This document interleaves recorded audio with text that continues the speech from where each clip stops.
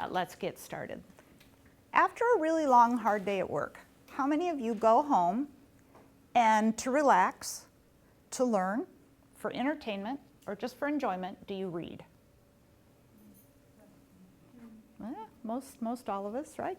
How many of you after a long, hard day at work go home and to relax, for entertainment, for enjoyment, or just for pleasure, you write? Yeah. I usually get a couple hands, and when I ask, there are people like Steve who love writing professionally, and there are people who love to do blogs or poetry or something, but the majority of us don't write for pleasure. Now, I write for a living, but I don't enjoy writing. I enjoy having written. I enjoy being done. And I know I stole that from somebody, but I don't remember who. All right. One of the main points here that I really want us to all think about, a takeaway, is that we have treated reading and writing as if they are two parallel. They are not.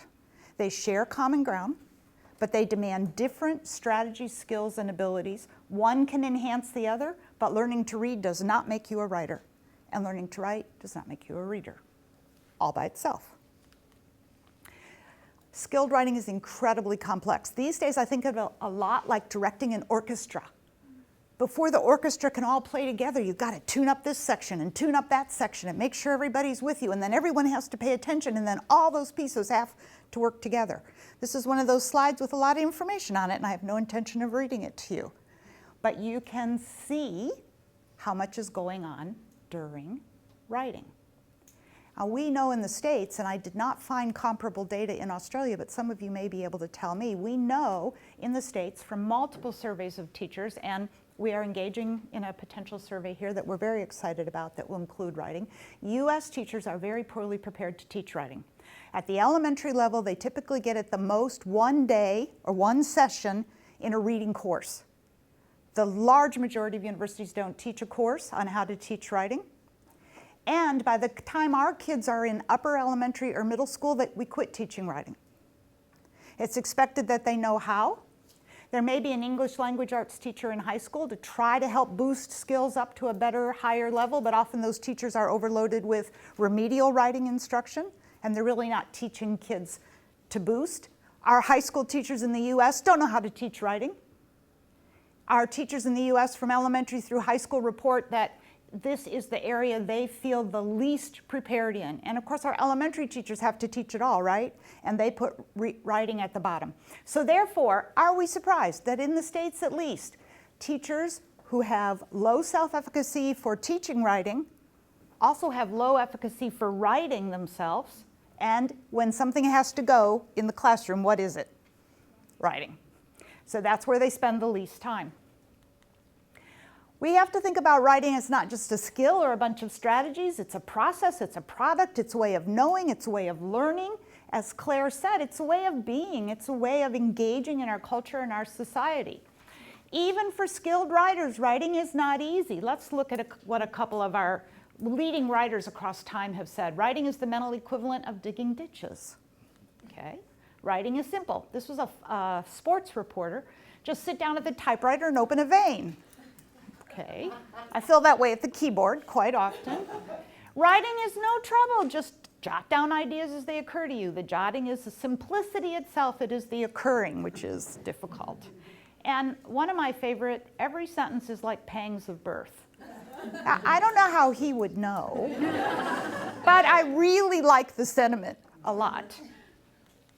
All right, a few things about skilled writers. We have studied them. I'm using the very royal we here, meaning the field of education, not me and Steve. A lot of people have studied skilled writers. Again, I'm not going to read this to you. You can peruse it quickly while I point out a couple of key things. Skilled writers are flexible and adaptable, but they're able to be flexible and adaptable because they have a wealth of knowledge about genre. They have a wealth of knowledge about basic writing attributes, how to reach a reader, how to use language effectively. These things work across genres. They have a wealth of self-regulation procedures they use to keep writing. We don't like doing it a lot, do we? But you all do some of it for your work, and you make yourself get done. Just like in the days when I was lesson planning and I really wanted to be done lesson planning, and I was like, if I just get this lesson plan done, I can have a glass of wine, right? We use all sorts of self-regulation procedures. Now that last one can't be too complicated. You heard the name of what we do is called self-regulated strategy development. Really now, 30-something years later, we've been doing research on this since 1980. I kind of look at the name and go, well, we've changed it 4 times. It's still not jazzy, but I'm not changing it again. It's the best I can do to attempt to communicate to you that we're teaching both writing strategies and the development of self-regulation. So what does self-regulation of writing require? Once again, we know. We have people like Barry Zimmerman and other leading researchers and people here in Australia doing work in the area of genre studies, doing work in the teaching of English, and we know that it looks at least like this. You have to know a lot about yourself as a writer. Where do you write best? What's easiest for you? What's hardest for you? What are you not good at? How will you get support on that? You have to know a great deal about how to analyze the writing task. Again, you peruse it. It'll be there if you want all the details later. Then you have to manage all that knowledge. Now the orchestra's just tuning up. Wow. And plus that, it gets harder with every grade. What you're able to do at 3rd grade in writing and do well will no longer serve you at 6th grade, which will no longer serve you in high school. And we're not supporting our students adequately to meet this challenge. Okay, part of the fun of studying writing is collecting writing. Some of these are ours, some are from a guy named Richard Lederer, some are from teachers. Only a couple. I could go on and on, but we need to have a little fun too. Homer also wrote The Odyssey, in which Penelope was the last hardship that Ulysses endured on his journey. Are we thinking about sense making? Are we thinking about what the reader will take away? Socrates was a famous Greek teacher who went around giving people advice. They killed him. This same class produced the title for today's presentation, Socrates died from an overdose of wedlock. The student didn't know what the poison was, so just substituted wedlock. Bach was the most famous composer in the world, and so was Handel. Handel was half German, half Italian, and half English. Wait for it, he was very large. All those hats. And one of my last favorites, Milton wrote Paradise Lost, then his wife died, and he wrote Paradise Regained. There is very little audience monitoring going on here. There is very little sense monitoring going on here. There's very little sense of linear message going on in most of these. There's very little self-assessment. We need to teach all of that. So how are we doing? Research indicates that most 5 to 18-year-old students in multiple countries across the world need a lot more support. And Australia and the US look a lot alike. How are we doing in Australia? I'm sorry if the red doesn't show real well. I'll get over here where I can read it a little bit better. I have been studying your writing data for the last couple of years since coming on board the LSI. And from 2011 to 2015, your test switched from a narrative writing test to a persuasive. That is in line with what's happening across a lot of the world, in line with the incredibly strong focus coming to bear on persuasive writing. For better or worse, and not with quite enough evidence base yet, but with some evidence, it is believed as to be one of the more powerful forms of writing for learning. But informative writing is also very powerful, and narrative biography can be very powerful. So we don't really have evidence that this one's more powerful, but it does seem to be the one that's been taught the least, and that people are coalescing around right now. In the US, we have the 3 big genres we're expected to teach: persuasive, narrative, and informative. Your CEO of ACARA said that 2015 NAPLAN results show that at a national level we're seeing little change in achievement in these important areas of learning. Year 3 saw a statistically significant increase in writing from year 2014, but year 7 and 9 had a statistically significant decrease from 2011, and I know that worries a lot of people in this room. Australia is part of the PISA, this assessment of 15 to 16-year-olds. It measures literacy broadly, again, preaching to the choir, so let's just get to the bottom line here. Students in Australia and the US are not doing all that well. Now, they are achieving above the world norm, the world mean, but we can do a lot better than that. 9 countries scored significantly higher than Australia. The US scored lower than Australia in writing. The difference between Shanghai and Australia's scores is equal to a year and a half of schooling. That's not okay. We know some of why now. We know teachers aren't well prepared. I know only from conversations here in Australia that appears to be true here, but we hope to get more data about that. We know that it's very hard to do, and a lot of teachers don't feel they write well, and we know that it's very hard to teach and very complex. How are we doing in the US? 2 out of 3 students don't score at the proficient level on our national assessment, the NAEP, at grades 4, 8, and 12. The NAEP data, like your data, shows that we have stayed stagnant in writing. We're not making progress for like over a decade. We're just staying flat. Gary? Is NAEP a sample or census testing machine? National Assessment of Educational Progress. And it is sampled across the country, yes, and then different students take different parts of the test. No student takes the entire test. So it's a large national, and it's become our leading data for watching what we're doing. And I think that would make it somewhat similar to your NAPLAN, right? The class of, let's hit this. As I am hearing in Australia, students with disabilities and English language learners score even worse than everyone else. And this has become a real concern. Reading and writing, the bigger picture of literacy, and math, of course, in the population of students who are struggling the worst. The class of 2012 in the US, the high school class of 2012, attained the lowest average score on our Scholastic Achievement Test, which is what you get into college with, since the assessment was introduced in 2006. We're going down. $2 billion is spent each year on remedial courses for post-secondary students. When I was a teacher in the 70s, and then when I became a professor in 1980, it was almost unheard of to have a remedial writing program in a 4-year university. In the United States, there is one in every single 4-year university now. We're not doing something right. And of course, business is spending a ton of money. So does it matter? Now, this is really preaching to the choir, so let me flash it right past you and it'll be here if you want it back.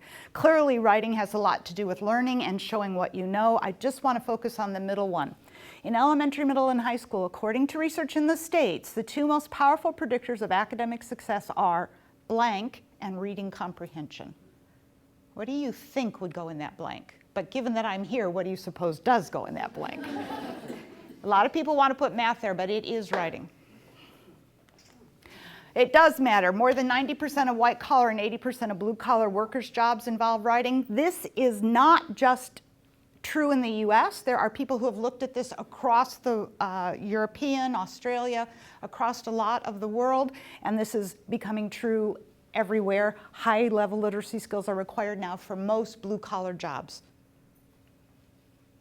An average level of literacy skill is higher now for entry-level jobs than it was just 10 years ago, and this trend is accelerating across the world, and a lack of competence in writing puts students at risk for school failure, and the consequences extend well beyond the school years.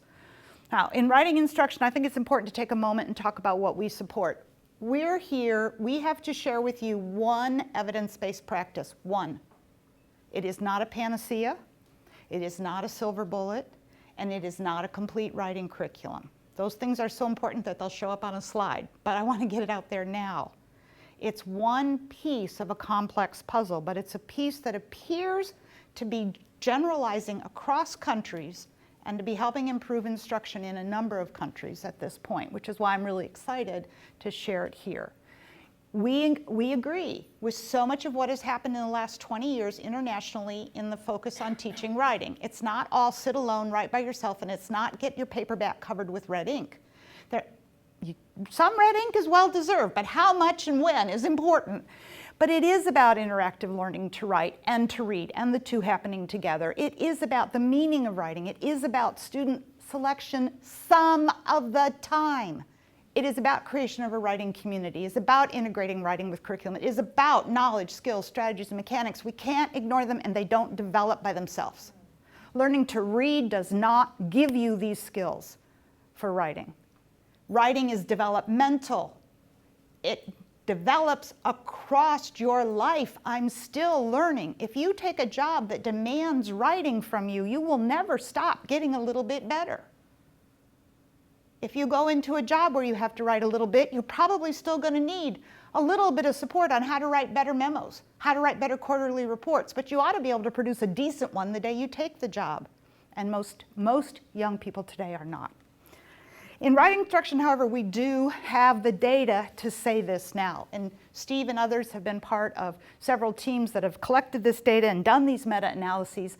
Writer's Workshop, Whole Language, Process Approach, they do differ. I'm putting them together in one glob. I know better than that. I know there are nuances, but across them, they have very small effect size on children's writing. And in the US, that has been the predominant approach in almost all the schools we've worked in, and those schools have been extremely disappointed. And they have done millions of dollars in professional development. Their teachers are fully bought in. They're doing it well, and they're not getting much. For struggling writers, there's no impact. Teaching grammar in isolation is also not very effective. It can be effective, as meta-analyses that Steve and others have been involved in show, if it's weaved in, but spending hours and hours on grammar drill and practice will not make most people better writers. All right, one last argument. I'm so tired of hearing how we learn to talk naturally, and if we just give kids the time and the space and the experiences, we'll learn to write and read naturally as well. Well, I want to just make a quick counter argument. I've already said the bottom, so I'm just going to ask you this. We have a baby coming soon here, and I'm sure many of you in the room, how many of you have interacted with an infant, a toddler? Yes, everybody, right? Watched other people do it? Total strangers coo and make sounds so babies will imitate. Everyone in the extended family, neighbors and friends, says words and tries to get the baby to say it back. Mom and dad spend hours competing for mama versus dada. Yeah, well, mama's doomed because it's a whole lot harder to articulate. It's always dada. We go to great lengths. There is probably no more scaffolded learning experience in your entire life than learning to talk. So the next time someone tries to tell you it's natural, say yes, as long as you live in a community where it is intensely scaffolded. Community matters. The work of Barbara Rogoff, the work of so many other excellent social cultural researchers in teaching and learning. Community matters. And we are a community that can make a difference in how our children learn to write. Given our analysis of what writing demands, it's got affective demands. You know, I don't like it, I'd like to quit. It requires tolerance for frustration, it requires persistence. It's got cognitive and metacognitive demands, and it's got behavioral demands. Given all of those demands, in 1980, what I set out to do was work across theories. I'm a theoretical, I can't even say it. I'm a theoretical integrationist, and I'm still sane. But I was told in the 80s you can't pick from different theories what's been learned. You have to pick a theory and work from it. And I'm like, oh no, I'm a teacher and I'm an instructional researcher and I'm more like an engineer than a theorist, and I will do what I please. And I will study all these theories and I will pick what we have learned and I will try to put it together. Now it's taken a lot of fine-tuning and iteration over the years, thus 4 names. But the way it looks today is pretty consistent for the last decade, but what a lot of current research is showing us is a better understanding of why it works and how it works. So we are deliberately going to teach explicitly, in fun, interactive, discourse-based ways. We're going to explicitly teach strategies generally for writing and genre-based strategies. We're going to teach strategies for the self-regulation of the writing process, and we are deliberately going to talk about and address and scaffold the development of motivation for writing, the development of adaptive attributions. Oh, I was really having trouble writing. I didn't get it. But there are 2 reasons I can do better. 1, someone's going to teach me powerful strategies and tricks. With the little kids, we call them tricks. And 2, I'm going to try hard. It doesn't work unless I try hard. And you'll see a little bit from kids about this. And then that leads to children feeling much more self-efficacious about their ability as writers, and research has shown this to be true. The database, at the end, there are references to the database, the meta-analyses. There are over 100 studies now in over 10 countries. It significantly changes how students write. It significantly changes what students write. It significantly positively affects efficacy, attitudes, and attributions. We get short-term maintenance, but like anything children learn, long-term maintenance could require a little bit of a booster session. Generalization. We hear a lot of people saying, nothing we teach kids generalize. Yes, it does. Yes, it does. Yes, it does. Lots and lots of studies. If I teach a child to write good narrative, they'll be much better at story writing if they know how to do personal narrative. If I teach story writing, their personal narrative will get. If generalization is to a reasonably nearby genre, kids will do it. But the genres are independent to a great degree, and research is very clear. You can be a good story writer and a lousy persuasive writer, and on and on and on. You must teach each genre. Teaching one does not create writers who are equally competent in the others. Effect sizes, I'm going to do this really quickly, but this is the part where I really try to convince you that it's worth your time to be here today. So they're big. This is post-SRSD instruction compared to control. 28 experimental studies, effect size 1.75 in quality, moves kids 96 to the 96th percentile elements, 18 from the 50th, sorry, to the, I always go too fast here. 2.24 effect size, length 0.47. Length is not a goal in initial SRSD instruction. So it's really not surprising kids don't write more, because first of all, we just want them to write better. And then we begin to work on length once they're, and you'll see some in a minute. In maintenance, you can skim them. Quality, effect 1.3, elements 1.4, length, nope. Generalization 1.1, 1.5, 0.46. I'm sorry, yes, thank you. And I'm happy to take questions while we go as well. I'm trying to leave time at the end, but you do not have to wait. Elements refers to the elements of that genre. And of course, most of you know what that means, and we'll look at some of them in a minute. And it differs depending, of course, on the genre base. Are we looking at narrative? Are we looking at persuasive? Are we looking at expository? Your NAPLAN, year 3, ages 8, 9. The persuasive writing question, I think this is 2012. It read like this. Rules and laws tell us what we can and cannot do. Choose a rule or law that you think needs to change. This could be a home or school rule. It could be a rule of a game or sport. It could be a law that everyone has to follow. A change should make the rule or law better. That's a lot to digest for an 8 or 9-year-old. One of the first things we teach in persuasive writing to a prompt is how to pull apart the prompt, and I'm sure many of your teachers do as well.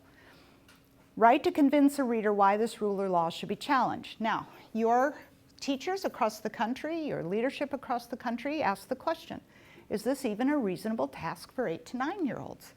I agree. When we started asking for much more developed, this is really an opinion essay, and I do want to define that. Don't let me forget to come back to that. Will you tell me in like 60 seconds? Okay. If we're going to ask for this kind of thinking and a reasonably structured and persuasive, although it's an opinion essay at this point, if we're going to ask for that, that's a lot. These kids are 8, right? Okay, well, this is very similar to what the Common Core began demanding students do in the United States, and I can show you that they can. Define, right? Thank you. Let's define quickly, and the definitions are slippery, and in the US, the Common Core has exacerbated our definitional problem. In general, for today, I'm going to say this. An opinion essay comes out of your head. You think about it, you reflect on it. You might know some things you think are facts, but you don't access any sources. You tell what you believe and why you believe it, and you try to convince the reader, and it's mostly from your head.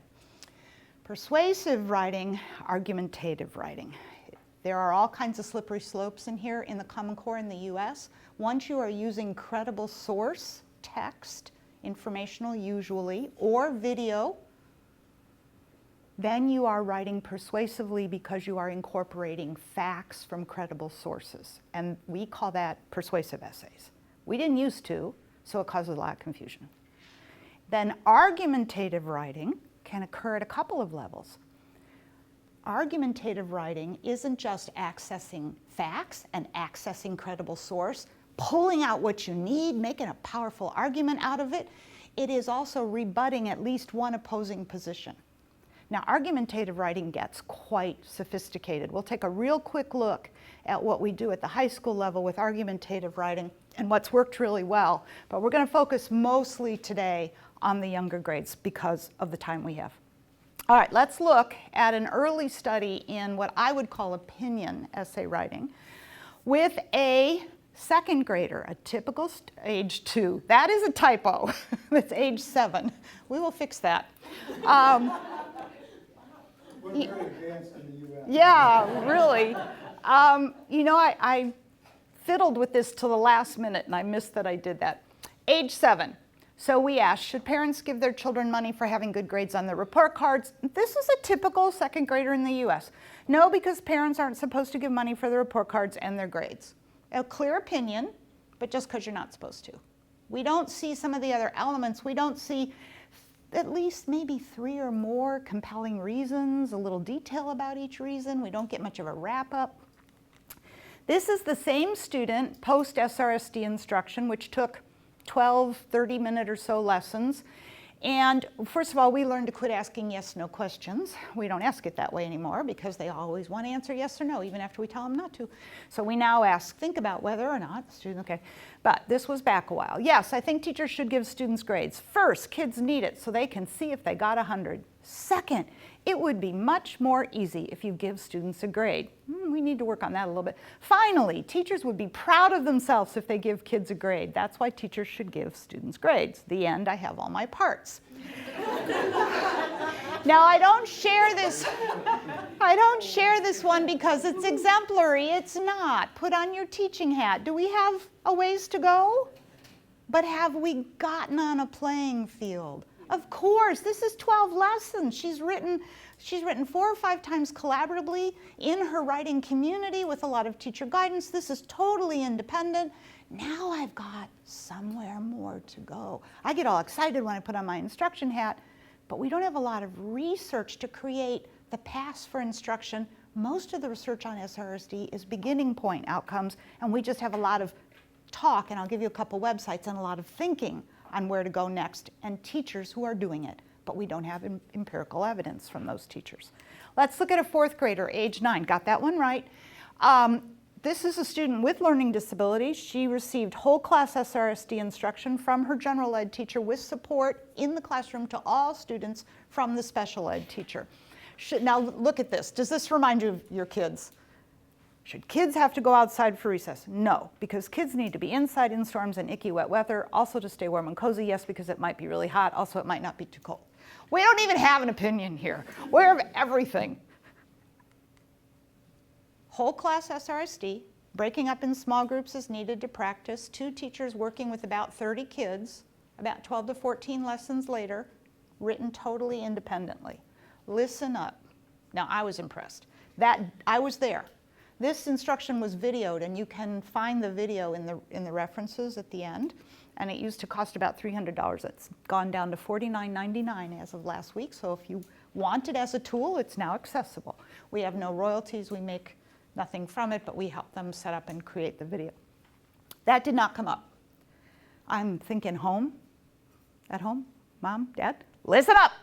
And she thought, that gets attention. One of the things we teach is what it means to have an effective opening. How does it grab the reader? Does it grab the reader? You can't do the same kind of opening all the time. How do you make it fun? We put a lot of emphasis on fun to write and fun to read. So there's a lot more to what we teach than elements, and that's something, again, I want to be a takeaway. When people talk about SRSD, they often reduce it to the mnemonics that stand for the elements. We don't teach mnemonics.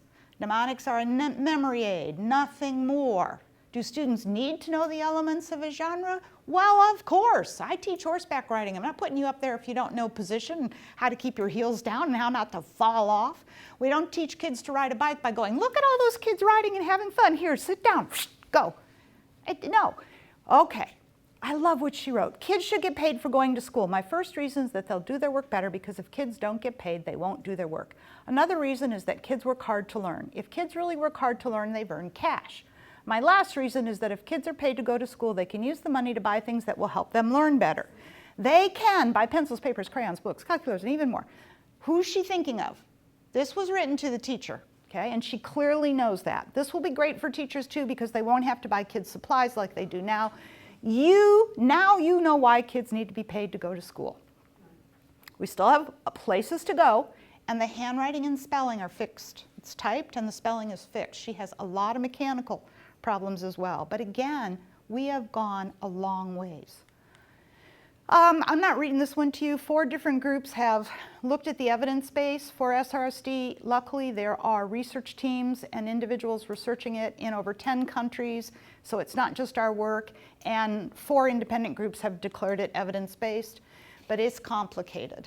In the last decade, I've focused a lot on practice-based professional development for teachers so that they could use SRSD in the classroom, and it is hard to teach. I'm going to run you through it. It's going to be really fast, so it's just going to get an overview of what the instruction looks like, but you'll start to see how many moving pieces there are in this instruction. Well, it takes us around 12 to 14 hours in small groups of teachers. We do not do this. I will come and introduce and talk about an interest raise, but I don't call this professional development because it's not. We work with teachers about their students with samples of their kids' writing. We assess those kids with them. We learn what they're already doing in the classroom. We make that our base. We work from there. This is Deborah Ball's model of professional development called practice-based professional development. So now we have PBPD for SRSD, which is sort of like alphabet soup, but it works. It takes 12 to 14 hours, homework assignments, and not everyone is comfortable. In every study we've run and others have run, there are a few teachers who need a lot more support after that to really get going. It's reading before writing. Now I'm going to get into what it is and how we do it. It always starts with reading. Unlike what happens a lot now in writing instruction, our mentor texts, our model texts, are at the student's writing level, not their reading level. Most kids can't write what they can read, right? So we give kids these model texts, these mentor texts, and if you know about modeling and goal setting, we've shown them something that many of them are sitting there going, yeah, it's a great story about a rabbit, and I love that so-and-so got a chameleon, and I can't write that. And so we've undermined their motivation from the beginning. We've created grade, age, and writing level appropriate mentor and model texts. We do read higher ones, and we do take them apart.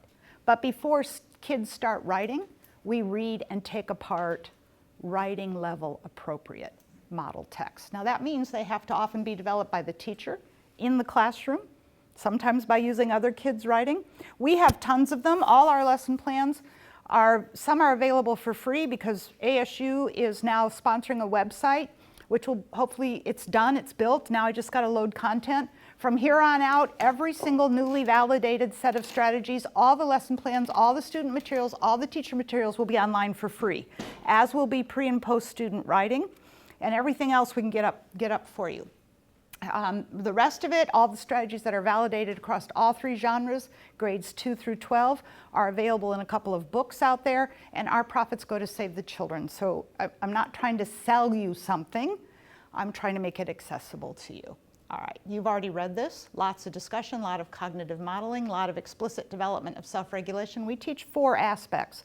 There are more, but these 4, research indicates these 4 are cornerstones to effective human self-regulation, not just in writing, but generally in learning and in behavior and in horseback riding, playing an instrument, you name it. We teach goal setting. None of this is new to you guys. We teach self-assessment, but how we do it, that's what makes a difference. We teach self-speech, how to boost yourself along, what to say to yourself when you're frustrated. Kids report that self-speech is one of the top 2 favorite things they learn in SRSD. And we teach self-reinforcement. And I've already told you about the rest. It's differentiated. We go into a classroom with 28, 25, 32 kids. We try to help teachers sort out kids by, these kids are having the most trouble and this is what they can do right now. This is sort of the more general writing ability in your classroom. Here are some kids, if they exist, who are actually writing quite a bit more, maybe even doing almost everything we think you're going to teach. They're already doing it. Why would you teach them that then? You wouldn't. You want to differentiate it. But remember, teachers don't know a lot about genres. They don't know how to up the genre demand for a fourth grader who's already pretty darn good. So we have to help them learn how to do that. And something very important, if we're going to ask kids to get good at something, we've got to give them the time they need to get good at it. SRSD instruction doesn't take as long as you might think. I'll show you a chart in a minute. But if you quit before kids get to independent performance, if you quit before they own the strategies, research is very clear that you will not get the payoff you'll get if you stick with it. A few more lessons. But how do our classrooms run today? They're time-based. We have huge curriculum. The curriculum in the US is often driven by these large commercial products. And we work for 4 different companies, and we know their heart's in the right place, but we also know they can't sell if they don't cover it all. The average 4th grade curriculum in the United States teaches 14 writing tasks in a year. 14. 3 forms of poetry, how to write a stage play, how to write a letter, how to do a thank you. It goes on and on and on. We need to privilege persuasive, narrative, and expository writing so kids get good at them. We don't need to give up poetry, but we need to privilege the big 3. We don't set a time limit on our instruction. Each stage of instruction has a goal. Well, each stage has multiple goals, and kids are supported through that stage until they meet the goals to go to the next stage. Some kids are more ahead than others. Some goals can be developed across the stages, but we don't leave kids behind. A problem-solving method of instruction is not scripted. Now, it is an evidence-based practice, and one of the biggest confusions I run into in schools is that people think evidence-based means scripted. And right away, teachers will shut the door and like, oh, no, we don't want you, I'm not listening to you. This is not scripted. There is a process. Teachers have to know it, and they have to own it. They don't read scripts. They're free to modify, adapt, reorganize, but we do try to make them understand that the data is clear that if they leave out any of the components, it won't work as well. So we have to help them see that. It's not just for writing. It's been done with reading comprehension, very strong results with it. We don't do that work, but other people do. Bob Reed, Linda Mason, quite a few others. And it's been done for reading for writing. Now I'm going to take you, I don't know, flat chat. It was my attempt to say whirlwind in Australian. This is, I don't know if I got it right or wrong, but this is your whirlwind tour of SRSD. I'm going really fast. Want to leave some time, but if you have a question while I go, please ask. All right, so here we go. The first stage is develop and activate background knowledge. Sound good? You're all instructional people. We all know that kids come into tasks without adequate background knowledge. They don't have the language. They don't have the vocabulary. Let's spend the time we need. If I want you to learn about persuasion, you need to know what it means to persuade. You need to know the difference between a fact and an opinion. You're 7. I'm not going to take for granted that you know that. You're 12, and the difference between a fact and an opinion to a 12-year-old is much more nuanced than to a 7-year-old. We're going to work and talk and read. This is fun. The kids really get into it. We pull apart what other people have written. And during all that, we're developing an incredibly powerful vocabulary and a lot of background knowledge. Without telling kids that a good persuasive essay has 5 basic parts. They're important, but if that's all you teach, you're not going to get better writing. But it has 5 parts. A good opening catches the reader, clearly says what's coming, what you're at least going to talk about. We'd like to see a minimum of 3 good reasons for your belief. Why 3? I don't know. Human beings are more persuaded by 3 than 2. Most writing tests don't give us room for 4 or 5, so 3 seems to be a place where we've settled. It's not a holy grail. Let's just start there. I would like you to take each reason and give me some powerful explanation behind that reason. Give me more detail. Really sell me on that reason. And then I want a good ending. In the US, they want to see you on the Common Core test restate all your reasons. To me, that's a little too formulaic, makes me a little nuts, but kids in the States who work with us know if you're taking the Common Core test, your ending better look like this. But that's not the only way to write a good ending. But when you go take the test, do it this way, right? Let's talk about those writing tests for a minute. How many of you have a love-hate relationship with your writing tests in Australia? Every, Yeah, I was gonna say, nobody can have a just to hate one. I didn't want to go that far. But everywhere that we've been talking about this is pretty much the same. You know, those of us who love writing, we don't want to see it come down to overly routinized, overly formulaic. We don't want that. We want kids to own it. You saw voice in the second grader. You saw voice in the fourth grader, and you're going to see voice in some other kids in a minute. We want that to come through, that ownership, that voice. But we also recognize that without these tests, writing would never have gotten on center stage. We're there. We're there with reading. We're there with math. We're there with STEM. There's money. My entire career, there was no money. I'm so jealous of young researchers today. There's money. You want to study writing? There's a lot of money. Okay, it's changing. Without the tests, we wouldn't be where we are. They are not all that good. They have a lot of problems, but they are what they are, and we need to deal with them. And we can help kids deal with them effectively at the same time teaching them that there's more to writing than what you have to do on a test. All right, so we start talking about self-regulation. We talk with kids. When you write, what are the things that go through your head? Kids are quite honest with us. Oh, I mostly think about how I hate this and when can we get out? And I think about getting up to sharpen my pencil. And we talk about, does that help you? Does that hurt you? There's a whole lot of this discussion that I can't get into right now, but it's all laid out in the lesson plans that are available to you. These are the kinds of things to talk about. And if you want to see them in detail, just write me and I'll send them to you. We continue this rich discussion, but we now start to talk about and analyze the models that we're reading, and we begin to graph the parts they have. We're teaching the kids how to graph parts because shortly they're going to graph what? Their own parts. This is how our Sarah knew she had all her parts. She had learned to assess her own writing. Now, do kids just graph their parts? Well, no. We have them give themselves color, I'll show you in a minute, color in stars or use whatever you want for every good language choice they make. We have them color in rocket boosters for every good extra detail they provide for a reason. We're not just looking at elements. We keep discussing. We introduce note-taking. This is one of the single hardest things from second grade through high school. In the States, we have not adequately taught our students how to make notes. How do you get through high school and college if you can't make notes? And getting these second, third, and fourth graders, whether they're struggling writers or typical learners, to make notes is like pulling teeth. You know what they want to do. Write the sentence, write the sentence, write the sentence in their planner. At the end, copy it all down and they're done. No, that is not acceptable.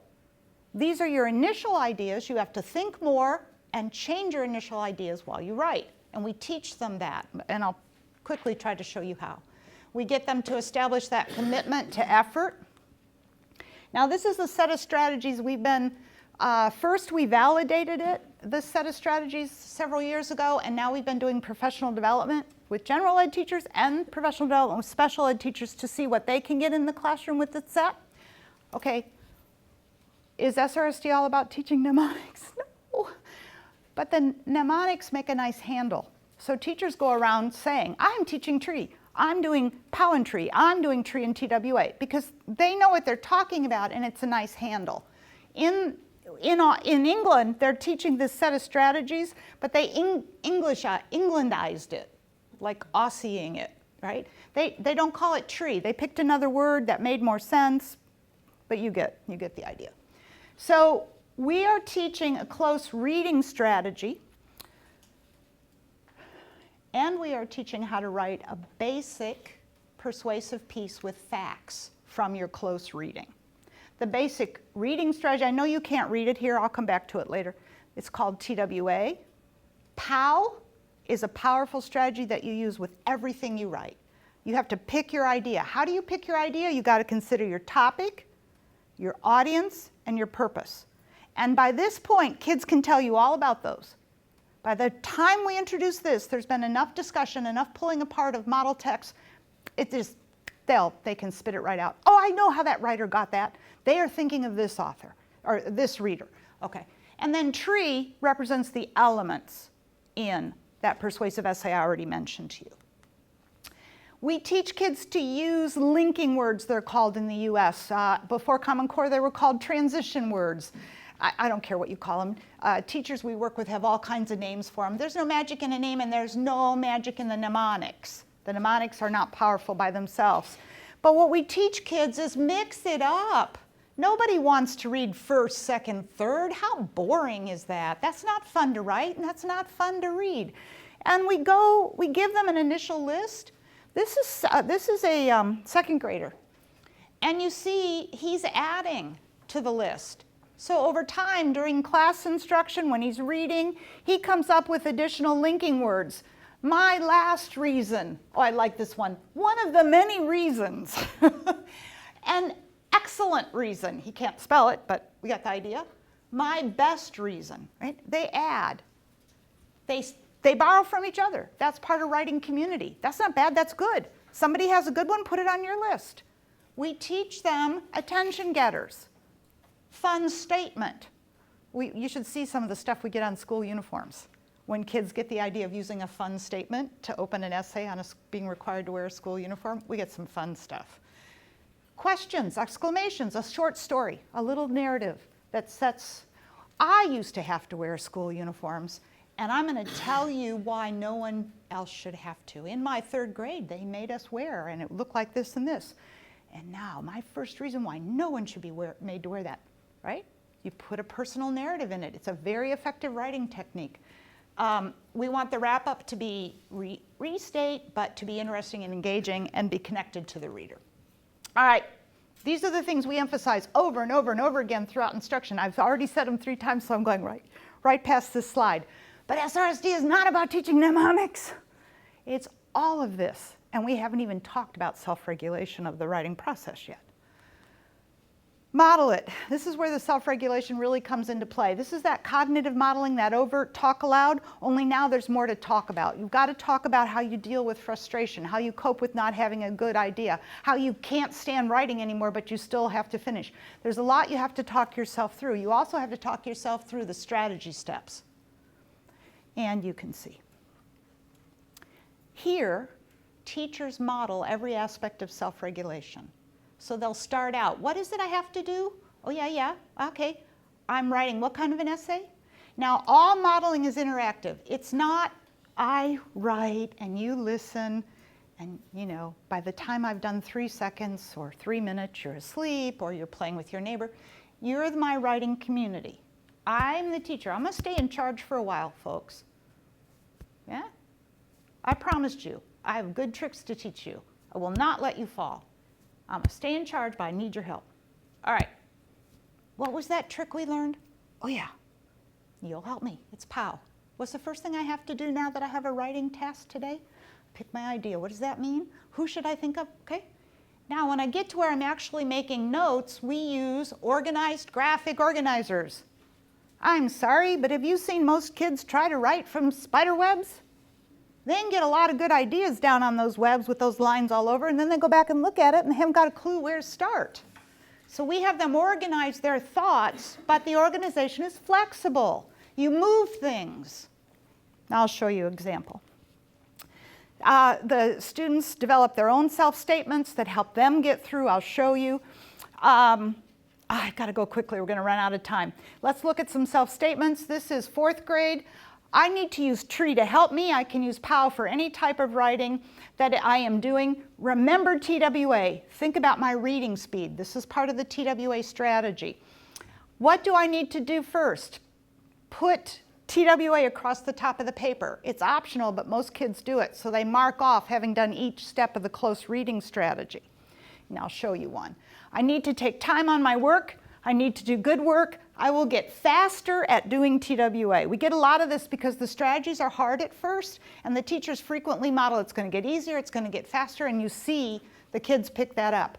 I can check my work. I am a great writer in my head. Now, I haven't quite figured that part out, but that's okay. Okay. To check my work, read it again. You used your brain. Whatever works. This is self-assessment. You had your parts, you used your brain. Take time, use tree of persuading, use your brain, and I did. So you get the general idea. Catch someone's attention, always use tree to persuade. Take your time, what do I do before reading? So you'll see that a lot of the elements are there, but it's not just elements, it's also process and characteristics. Yes, we make kids memorize the mnemonics. I'm sorry, but there's nothing wrong with a little drill and practice, especially if you do it in a fun way. And as our kids said one day on video, we said, well, what do you guys think about memorizing all this? Do you think that was worth doing? And they all looked at us like we were nuts, and this little girl raised her hand and she goes, well, how are you supposed to use it if you can't remember it? I'm like, okay, conversation closed. It's not drill and practice in absence of meaning. It's drill and practice with clear connection to meaning. It's not that hard. It can be kind of fun. And they don't just memorize the names of the parts. They have to be able to explain the content of each element and why it matters. So it's not just the mnemonic. Support it. This is all collaborative writing. This is where the work of Barbara Rogoff and so many other people shows us that the community is more powerful than the individual. Initially, the teacher is leading.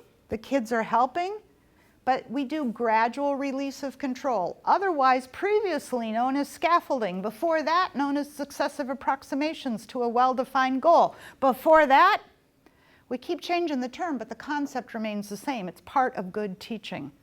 The trick here is how long to scaffold and for whom. And Don Deschler likes to say, sometimes we go too fast. Okay, all right, so back up. Go to some more support and go back forward again. Go a little more slowly.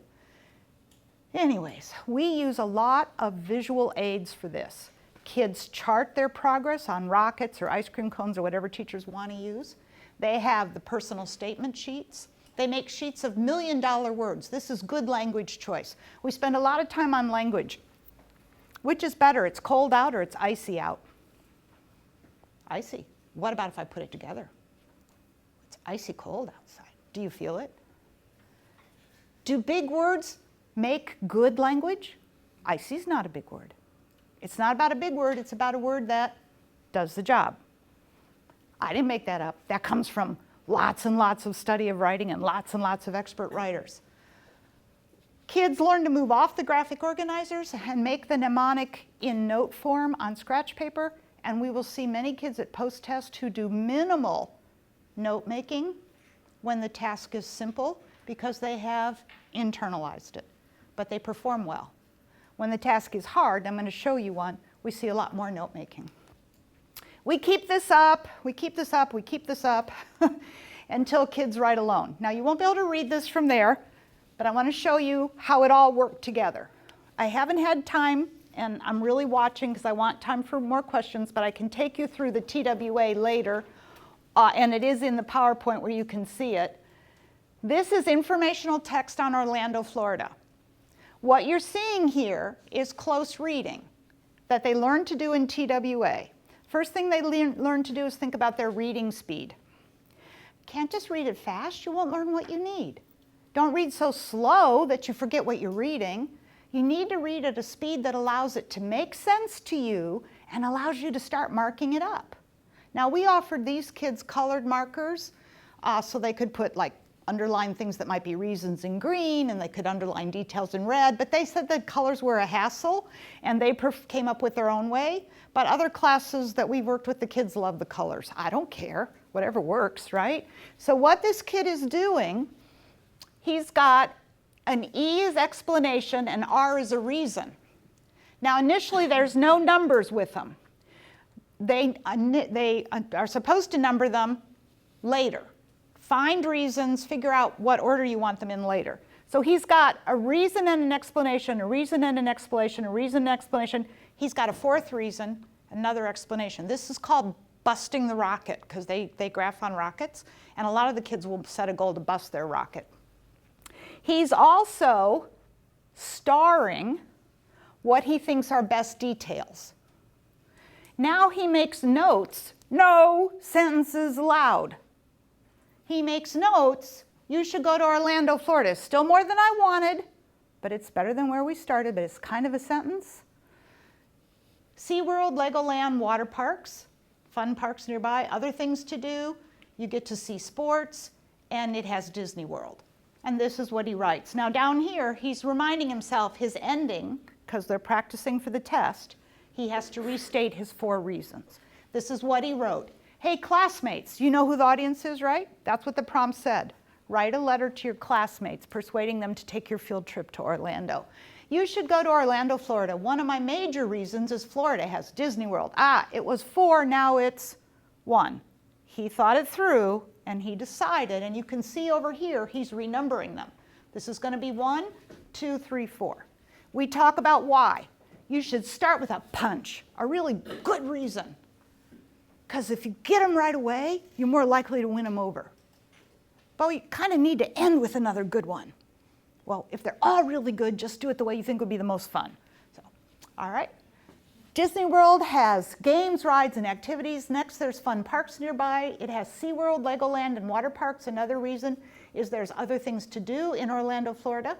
You can ride hot air balloons, see the Science Center, and the Dinosaur Museum. Finally, you can see sports like basketball, football, and car races. You can also see a pro basketball game. That's why you should go to Orlando, Florida, because of Disney World parks, other things, and sports. All right, not bad. Now this instruction takes longer because they're learning the reading strategy and the writing strategies. But it was about 15 to 18 lessons, and these were, what I forgot to tell you, these weren't typical 4th and 5th grade writers. These were struggling 4th and 5th grade writers. The typical kids looked a lot the same at pre-test though, and the typical kids also made great gains at post. Not going to go through this one in detail, but I did want to share. Now we've got really nice notes going on. And I wanted to show you, this kid also puts POW at the top. Not required, but he or she's reminding themselves, pick your idea, organize, write, and say more. You see what he did? And I really like this essay. Hey, everybody. I think it's important to save the rainforest. My first reason is the rainforests are being cut down. They used to cover 14% of the earth, and now is only covering 6% of the earth. Do you see the numbering on the side? Can you figure out what the numbering's for? I'll keep reading. You see if you get what the numbering is for. Another important reason is that rainforest is very important. We need water to drink from the rainforest, and the rainforest gives us rain clouds. Last of all, we need the rainforest for medicines. Scientists study plants in the rainforest for medicines. Also, some of the medicines help fight cancer. Now you know I think we should stop cutting down trees. It's important, and we need medicines. What's he doing? What's he counting? Number of reasons and details. And he's keeping a running count, and he has 10. And the goal is 6, plus a good opening and a good ending. These are the rockets. They do not fill in this rocket until well into instruction. This is their pretest. It stays blank. All the rockets are going to be full in the beginning because who's leading the writing? There will never be a not full rocket. We will celebrate good language choice. We will celebrate extra details. We will note tone. We'll note voice. We'll credit all those things. And I don't let go until they can do this by themselves. And this is his. And he did that one independently. Oh, I forgot that was on there. Those last 2 are independent performance. The kids know all about why they're doing the rockets. You can read this later, but they love seeing how they've grown. How about high school kids? And we don't spend as much time on this with them, but they do like the visible, just seeing what they were doing before and what they're doing now. But obviously they're not going to track it as much, and they're certainly not going to use rockets. Mostly they just use a line graph. Okay.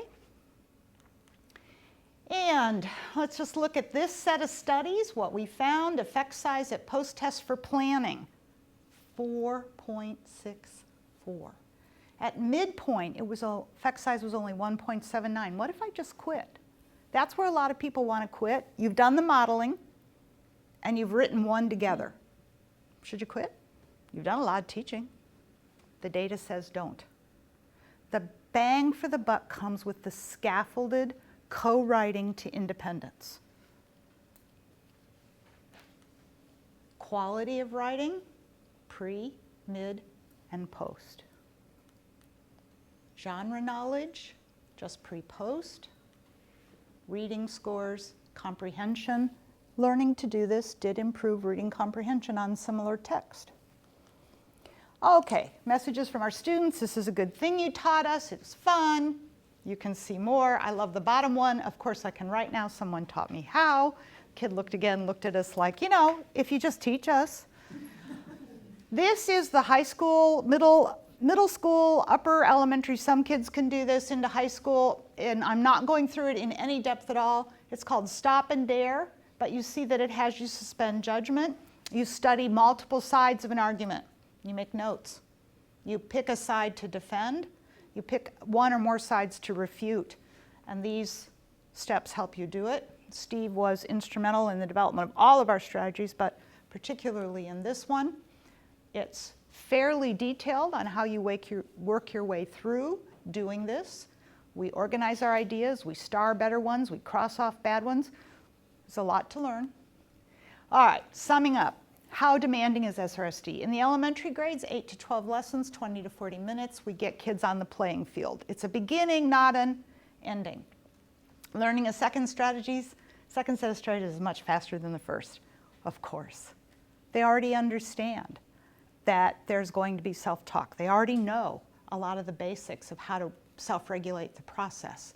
And they latch on, no matter which we taught first, narrative or opinion, they latched on quicker to the second. But kids told us we should teach, guess which one first? Which do you think kids find easier, narrative or opinion?